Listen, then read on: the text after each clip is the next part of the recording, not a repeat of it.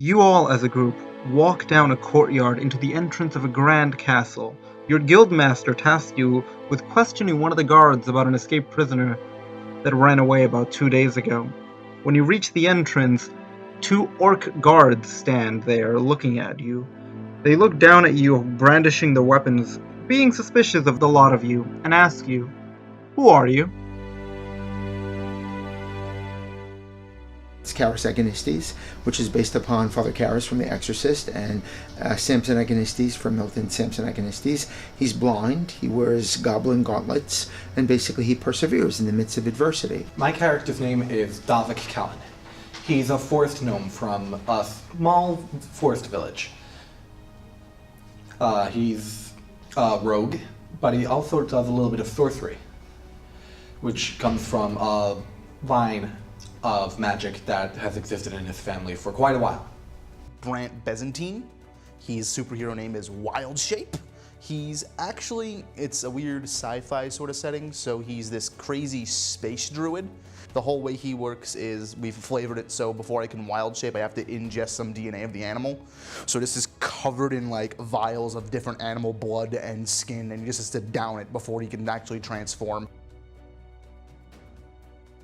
I feel emotionally I love Charis Agonistes, very emotionally connected to my character. In fact, I think all of the characters, as I said, are avataristic expressions of our deepest inner self. So in that sense, it creates an ideal of good conduct. I think if you, the right way to play, and don't get me wrong, like there is no wrong way to play, but for me it's most rewarding when it's people who really want to get into character and really want to get in the moment.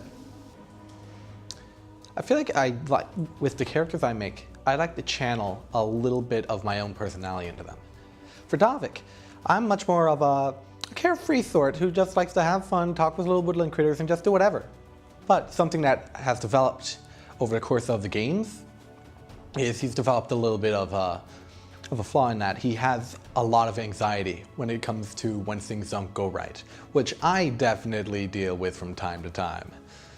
So it's really been taking little bits of myself and maybe amplifying them and putting them into the character, or maybe just dialing it down a little and seeing what sort of nuance it gives for my character.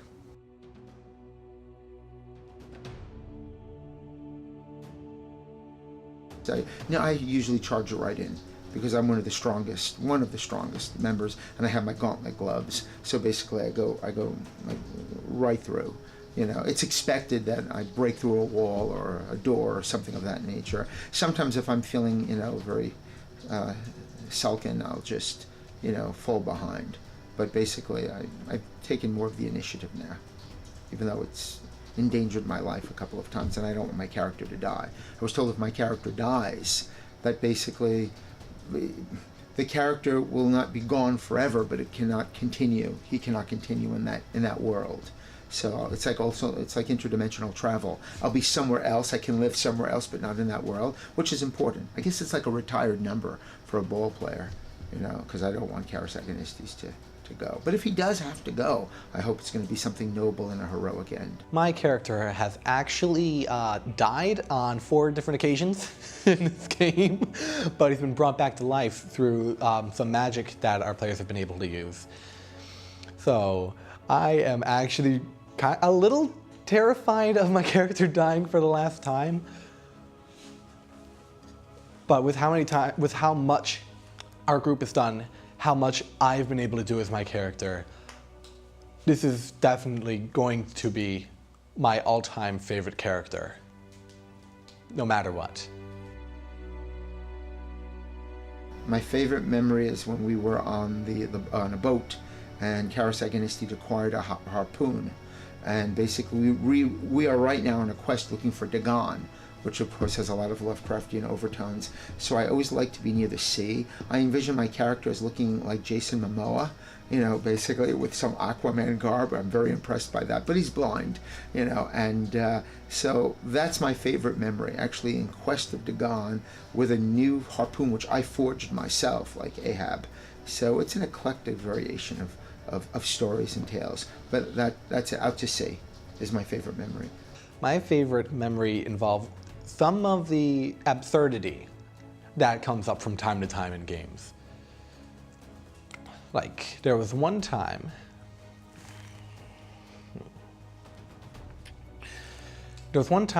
We were fairly low-level characters, and we were traveling from one town to another. While we were on our way, we got attacked by these giant dragon dudes. For a little bit of specifics, they weren't exactly dragons, they were called wyverns. So they're like pseudo-dragons. And my character, well, with his force background and all, happens to have really good way of handling animals. When the encounter ended, there was actually one of the wyverns still alive, but it was like trying to show submission. So my character decided to interact with it a little, and we wound up having a pet wyvern by the end of that situation. So instead of just walking around on the ground and potentially being attacked, we were able to fly up in the air on my pet wyvern, and we wouldn't have to worry about that again. So it's the fact that I could actually make an impactful change like getting a pet that in the future became really, really helpful.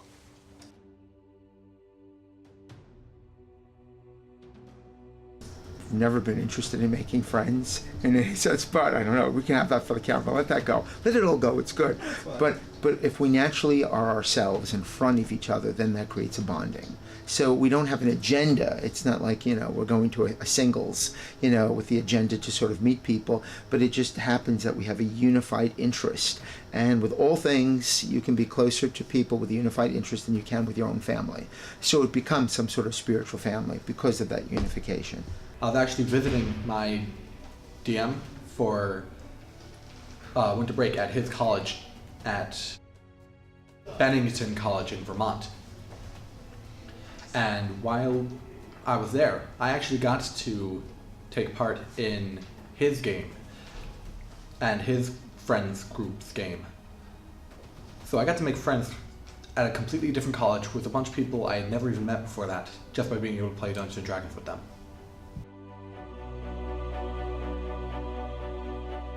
I think it's an imaginative form of release, but again, all good literature, all good imaginative experiences are both escapist but also engaging, because we go out there but then we come back to our realm of experience and apply the talents and the abilities that we've learned.